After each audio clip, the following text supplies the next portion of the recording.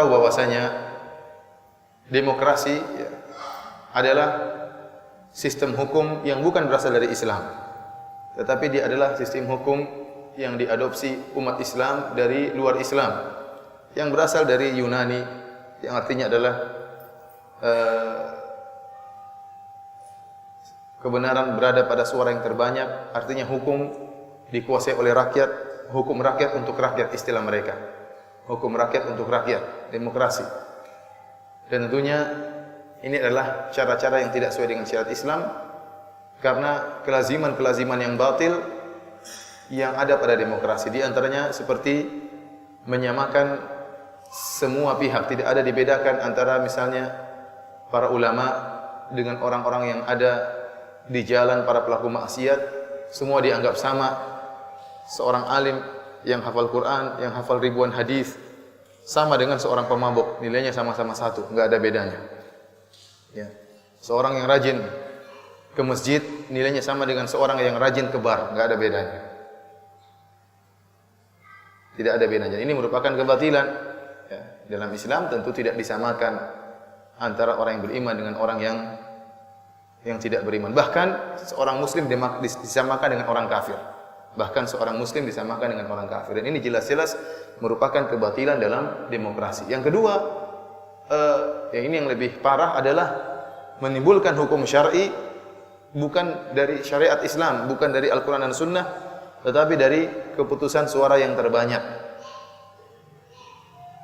Dari keputusan suara yang terbanyak, dan kita tahu bahwasanya hukum hanyalah milik Allah Subhanahu wa taala. Terlalu banyak ayat-ayat dalam Al-Quran yang menjelaskan bahwasanya hukum hanyalah milik Allah, seperti firman Allah, "Inil hukmu illa lillah." Tidak ada hukum kecuali milik Allah Subhanahu wa taala. "Ala lahul khalqu wal amr." Hanya milik Allah. Ya. Penciptaan dan pengaturan, perintah semuanya hanya hak Allah Subhanahu wa taala. Dalam ayat yang lain kata Allah Subhanahu wa taala, "Wa la yusyriku fi hukmihi ahada." Dan Allah tidak pernah mengambil syarikat bersama Allah dalam menetapkan hukum. Yang menetapkan hukum hanyalah Allah Subhanahu wa taala. Dalam ayat yang lain kata Allah Subhanahu wa taala, "Wallahu yahkumu la mu'aqqiba li hukmihi." Allah Subhanahu wa taala yang berhukum dan tidak ada yang bisa menolak hukum Allah Subhanahu wa taala. Oleh karenanya terlalu banyak ayat yang menjelaskan bahwasanya hak mengeluarkan syariat hanyalah Allah Subhanahu wa taala atau melalui rasulnya Muhammad sallallahu alaihi wasallam. Adapun selain Allah maka tidak berhak membuat hukum yang mengatur ciptaan Allah. Hanya Allah yang berhak mengeluarkan hukum untuk mengatur ciptaannya, makhluk-makhluknya. Dan demokrasi jelas bertentangan dengan ayat-ayat ini, karena demokrasi pengaturan hukum diserahkan kepada suara terbanyak atau majelis pembuatan hukum yang mewakili suara-suara rakyat. Dari sini kita tahu bahwasanya demokrasi ya merupakan kebatilan dan bukan merupakan cara yang syar'i dalam menentukan hukum. Ini disepakati oleh seluruh ulama, setahu saya. Seluruh ulama ijma' bahwasanya demokrasi adalah suatu metode yang batil yang tidak boleh diterapkan dalam Islam. Akan tetapi kenyataannya hampir seluruh negara-negara Islam mengadopsi dan mempraktekkan metode ini, metode demokrasi, dan ini kenyataan tidak bisa kita hindari. Seluruh bahkan bukan cuma negeri-negeri yang tidak berbahasa Arab, negeri-negeri Arab pun demikian. Aljazair, kemudian Yaman, kemudian rata-rata seperti itu. Irak, semuanya mengikuti sistem demokrasi. Hanya sebagian negara atau kita katakan hanya sebagian negara yang tidak, sebagian kecil seperti Arab Saudi, demikian juga sekarang saya dengar seperti Brunei Darussalam ya, yang tidak menerapkan demokrasi. Intinya masalah ini merupakan perkara yang menimpa seluruh negeri-negeri kaum muslimin. Oleh karena saya katakan ini masalah kontemporer, bukan perkara yang baru bagi para ulama. Telah terjadi pemilu-pemilu di berbagai macam negara. Di Kuwait misalnya, kemudian di Irak misalnya, di Yaman misalnya, Aljazair, negara-negara Arab ya. Belum lagi kalau kita bicara negara-negara di luar Arab, banyak sekali seperti Indonesia dan yang lainnya. Oleh karenanya para ulama sering ditanya tentang permasalahan-permasalahan ini, dan ini bukan hal yang baru bagi mereka. Oleh karenanya sangat perlu bagi kita tatkala kita berhadapan dengan permasalahan kontemporer untuk kembali kepada pengarahan para ulama yang mereka telah diberikan kekuatan ilmu yang dalam dan pandangan yang jauh, yang telah mengalami berbagai macam pertanyaan, mengalami banyak pengalaman dalam permasalahan ini. Banyak pengalaman yang telah mereka hadapi dan pandangan mereka juga sangat jauh, apalagi permasalahan pemilu bukan hanya satu negara, bahkan berbagai macam negara. Saya katakan tadi, contohnya Kuwait, Jazair, Yaman, Irak, ya, dan yang lain-lainnya. Jadi karenanya perlu kita untuk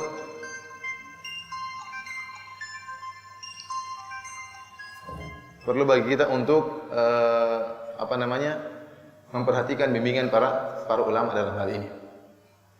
Para hadirin rahmati Allah Subhanahu wa taala.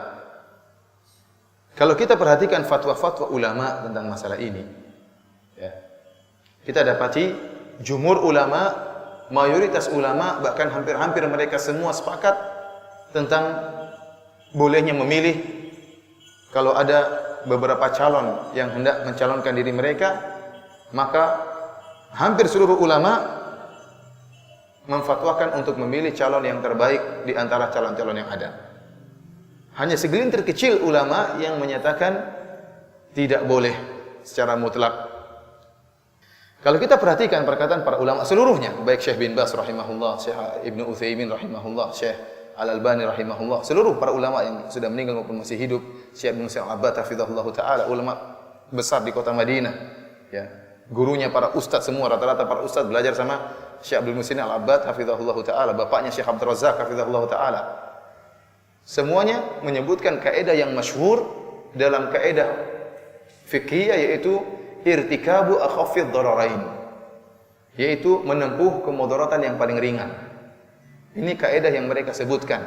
Kenapa dibolehkan pemilu? Dalam rangka untuk menempuh kemudaratan yang paling ringan. Artinya apa?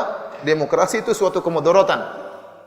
Tetapi kita berusaha memilih kemudaratan yang paling ringan. Apa maksud kaidah ini? Maksud kaidah ini artinya ada dua kemudaratan yang datang kepada kita dan tidak bisa kita hindari.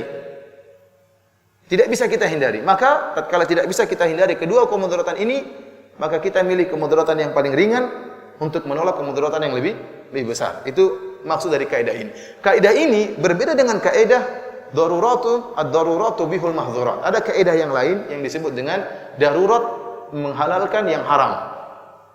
Contohnya Allah Subhanahu wa taala menyebut dalam Al-Qur'an illa ma turirtum alaih, kecuali yang kalian dalam kondisi darurat, ya. Faman iturra ghairu baghin wala 'adin fala itsma alaih. Barang siapa dalam keadaan darurat, maka boleh makan babi misalnya. Boleh makan babi, boleh makan bangkai yang haram, boleh. Allah menyebutkan kalau dalam keadaan darurat. Ini kaidah tersendiri. Artinya barang siapa yang tidak makan bangkai bakalan mati, maka dia boleh makan bangkai. Artinya dalam kondisi darurat, perkara yang haram bisa menjadi apa? Halal. Kalau dia tidak melakukan perkara yang haram tersebut, maka dia bisa binasa. Contohnya seperti tadi, seperti makan bangkai. Dia dalam keadaan lapar, ternyata tidak ada makanan kecuali bangkai, dan bangkai hukumnya haram, najis. Daripada dia meninggal dunia, maka dia hendaknya makan bangkai tersebut untuk menyelamatkan nyawanya. Ini haram menjadi halal karena dalam kondisi darurat. Kalau dia tidak makan, maka dia meninggal dunia. Contohnya seperti Ammar bin Yasir rahimahullah radhiyallahu anhu yang terpaksa untuk mengucapkan kalimat kufur. Kalau tidak dia akan dibunuh oleh orang-orang musyrikin sebagaimana ayahnya dan ibunya dibunuh radhiyallahu taala anhum ajma'in. Ya. Maka Allah mengatakan illa man ukriha wa qalbuhu mutmainnun bil iman. Kecuali orang yang dipaksa, akan tapi hatinya tenang dengan keimanan. Ini kaidah tersendiri yang disebut oleh para ulama dengan ad-daruratu bihul mahdzurat. Kedaruratan, kondisi darurat menghalalkan sesuatu yang haram. Ini berbeda dengan kaidah yang disebut oleh para ulama tatkala membolehkan pemilu. Kaidahnya lain. Kaidahnya apa? Irtikabu akhafidh dhararain. Menempuh salah satu dari kedua mudaratan yang paling ringan. Dua kemudaratan yang tidak mungkin dihindari, maka ditempuh. Ini tidak mesti dalam kondisi darurat, artinya tidak kita lakukan bakalan mati. Lain, tidak mesti dalam kondisi darurat, artinya kalau tidak kerjakan maka kita bakalan mati. Bukan, itu kaidah yang pertama. Kaidah yang kedua lain lagi. Maksud saya begini, contohnya ada orang yang masuk dalam rumah kita. Dia hendak mencuri di rumah kita. Maka dia agak baik sedikit pencuri ini. Dia mengatakan, wahai pemilik rumah, saya kasih kamu pilihan. Saya curi motor kamu atau saya curi mobil kamu. Atau kamu golput aja, diam-diam aja, terserah saya. Ini tidak bisa kita hindari. Dia mau curi nggak curi, kita nggak bakalan mati. Kita bukan dalam kondisi darurat, bukan. Artinya dia mau curi barang juga nggak jadi masalah, nggak curi, kita nggak bakalan mati, bukan. Tetapi di sini ada dua kemudaratan yang tidak bisa kita hindari. Dia pasti mencuri. Entah mencuri motor, entah mencuri apa? Mobil. Jadi saya sendiri tidak dalam keadaan darurat. Artinya kalau saya milih, kalau saya nggak milih, saya bakalan mati. Saya harus milih. Bukan begitu. Tapi saya tidak bisa menghindari kedua kemudaratan tersebut. Maka saya milih yang paling apa? Ringan. Maka kita bilang kepada pencuri tersebut, silakan curi mobil saya. Biarkan motor saya. Kenapa? Karena mobilnya remnya belum. Paham maksud saya? Bisa dibedakan antara kaidah yang pertama dan kaidah yang kedua? Kalau pertama, enggak makan babi mati, ini lain. Ini bukan masalah mati hidup. Tetapi ada dua kemudaratan yang tidak bisa kita hindari, maka kita pilih yang paling ringan. Dan dalil tentang kaidah ini sangat banyak dalilnya dalam Al-Quran dan hadis-hadis Nabi SAW. Contohnya seperti kisah Nabi Khadir dan Nabi Musa alaihi wassalam. Tatkala Nabi Khadir bertemu dengan Nabi Musa alaihi wassalam, maka Nabi Musa minta untuk belajar kepada Nabi Khadir. Kata Nabi Khadir, "Fa in ittaba'tani fala tas'alni an syai'in hatta uhditsa laka minhu dzikra." Wahai Musa, kalau kau ikut saya, belajar dari saya, maka saya persyaratkan jangan kau nanya-nanya sampai saya yang jelaskan. Jangan kau nanya-nanya sampai saya yang jelaskan. Fantalaqa hatta idza raqiba fis safinati kharaqaha. Mereka berdua pun berjalan, kemudian mereka naik di suatu perahu dan disebutkan dalam hadis yang sahih bahwasanya Nabi Musa dan Nabi Khidir numpang di perahu tersebut gratisan. Rupanya para nelayan mengenal siapa Nabi Khidir. Mereka menghormati Nabi Khidir, maka mereka berdua pun naik di perahu tersebut gratisan. Setelah mereka turun dari perahu tersebut, ternyata Nabi Khidir berbuat yang aneh, kharaqaha.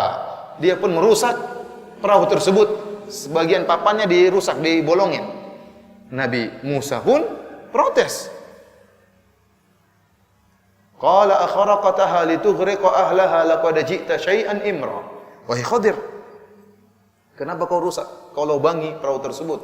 Apakah kau ingin para pemilik perahu tersebut tenggelam? Artinya Nabi Musa mengatakan, kamu ini bagaimana Nabi Khidir? Apakah air susu kau balas dengan air tuba? Kita sudah naik perahu gratisan, malah kau rusakin apa? Perahu tersebut. Qala alam aqul innaka lan tastati'a ma'iya sabra. Kata Nabi Khidir kepada Nabi Musa, bukankah saya bilang kau tidak akan sabar dengan saya? Setelah itu Nabi Khidir menjelaskan sebabnya. Dia mengatakan, amma safinatu fakanat limasakin ya'maluna fil bahri fa aradtu an a'ibaha. Wa kana wara'ahum malikun ya'khudhu kulla safinatin ghasba.